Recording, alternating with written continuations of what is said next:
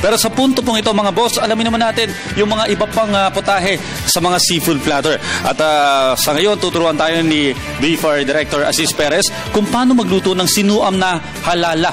Panoorin natin ang ating segment na Fish Options.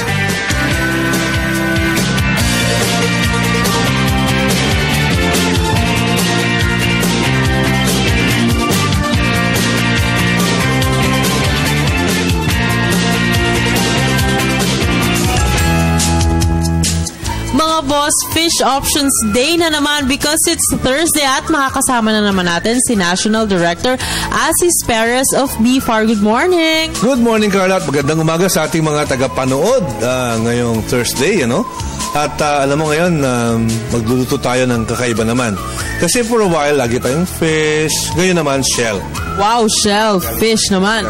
Shellfish, oo. Pero mahalaga na malaman ng ating mga kababayan na mahalagang masustansya kasi ang shellfish. You know what? Kasi meron siyang calcium, meron siyang protein, at kung lalagyan mo siya ng sabaw, pag medyo masama yung pakiramdam mo, tapos may luya, parang gagaling ka dyan, di ba? Parang, talaga? Yes. Pampalakas, ano? So, mahalaga na malaman na yung importance ng shellfish. Ngayon, at the same time, Carla, meron lang tayong tagubilin sa ating mga magluluto ng shellfish, ha? Babantayan nyo na dapat yung ating shellfish ay manggagaling doon sa lugar na safe. From red tide. Oo, yan, ha?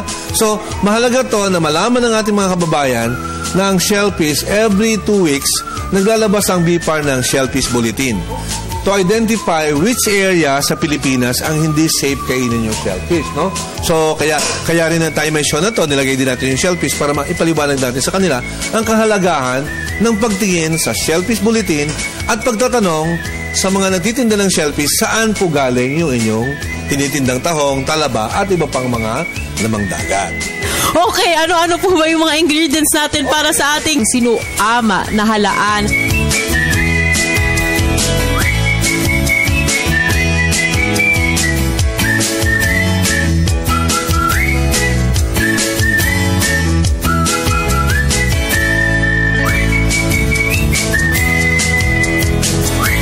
Pong shell na ito, saan pong lugar ito ngayon parang kumbaga safe at talagang very available? Ayan, kinuha natin yan doon sa safe area, so kinuha natin siya sa Cavite, no? At saka sa Quezon, kasi yon walang red tide doon, di ba? Doon natin siya kinuha. Kasi mahalaga nga, malaman natin saan natin kinukuha yung ating shellfish. So mahalaga dito, right? Okay, so una, magigisa muna tayo. Okay. Pwede rin kasi ito sa kawali, no? Pero pwede rin dito dahil lalagyan natin ng sabaw. Okay. Alright. Mabilis lang. Ayan, ang bango-bango na ito. Pagkatapos igasa, ilagay ang shell at hahaluin lang natin. Lalagay natin ng oil, no? Nahalo ng oil. Maamoy na siya. Kung may sabaw po itong lulutuin natin. Lalagyan natin ng sabaw kasi yun yung hinihigop natin. Okay. Alam mo, may mga shells na kailangan pasukahin. Ano? Pwede mo siyang pasukahin. Bakit? Kasi yung iba, gusto nilang masigurado na nawawala ba yung dumi, no? Pero may mga shell na hindi na kailangan, no? Ito, hindi na kailangan to kasi sa mangrove. Pero bakit po pag sa mangrove sabihin malinis? Yeah, safe, malinis. At saka yung nature ng shell na to, ito yung hindi pinapasuka. Pero kung gusto mo, pwede pa rin. Ito kasing shells, hindi siya dapat matagal niluluto kasi pumapayat. So ito, yung laman niya. Yan laman. Tatakpan muna natin.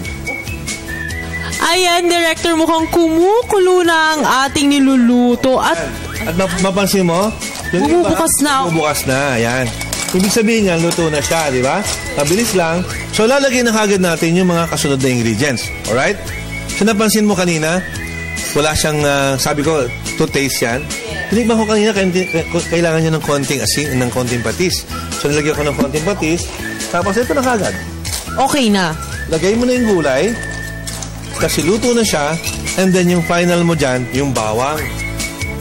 Na hindi masyadong luto at saka yung sibuyas sa dulo. Alright?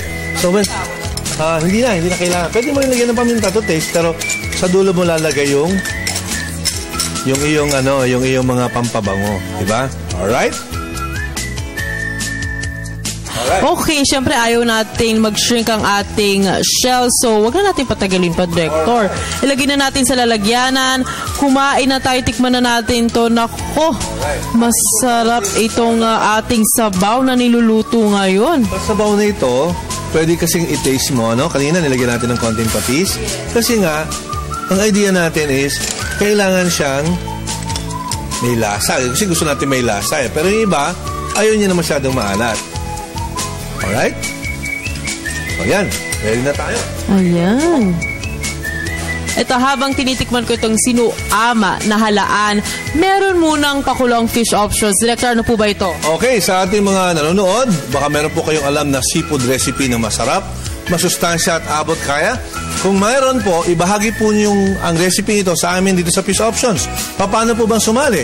Ganito lang po, magpapadala lang po kayo ng private message o kaya mag-PM sa Facebook account ng BIFAR Central Office o di kayo mag-email sa dabfar_iprg@yahoo.com.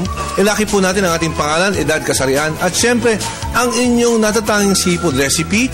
At kung kayo po ang aming mapipili, meron po kayong matatanggap na kapanapanabik na premyo mula dito sa Fish Options. Ayun naman pala. Kaya ano pang hinihintay ninyo mga boss? Mag-submit na kayo ng inyong mga entries. At ito pong ating nilutong soup.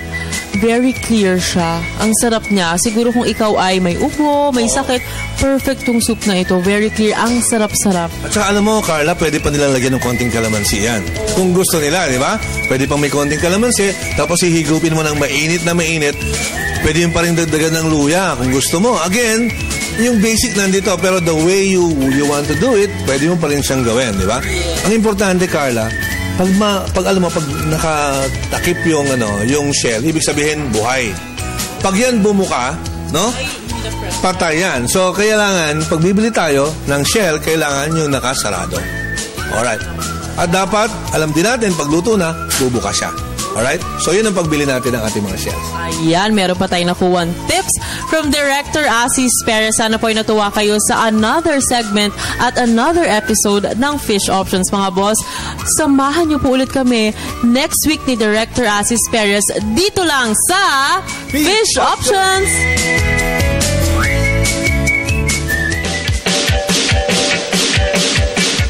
Thank you so much, Director Asis Perez. And of course, si Carla Poder. Napakasarap naman at nakakaingit. Sinuam na halala. Oo, napaka-healthy, very affordable at napaka-masustansya. Isipin mo malunggay. Favorite ko yung malunggay. So, nagutom tayo doon, Dayan. With seafood, no? Pero huwag tayo mag-alala kasi mga boss, mamaya matitikman natin kung anong lasa niyang sinuam na halala dito mismo yan sa studio.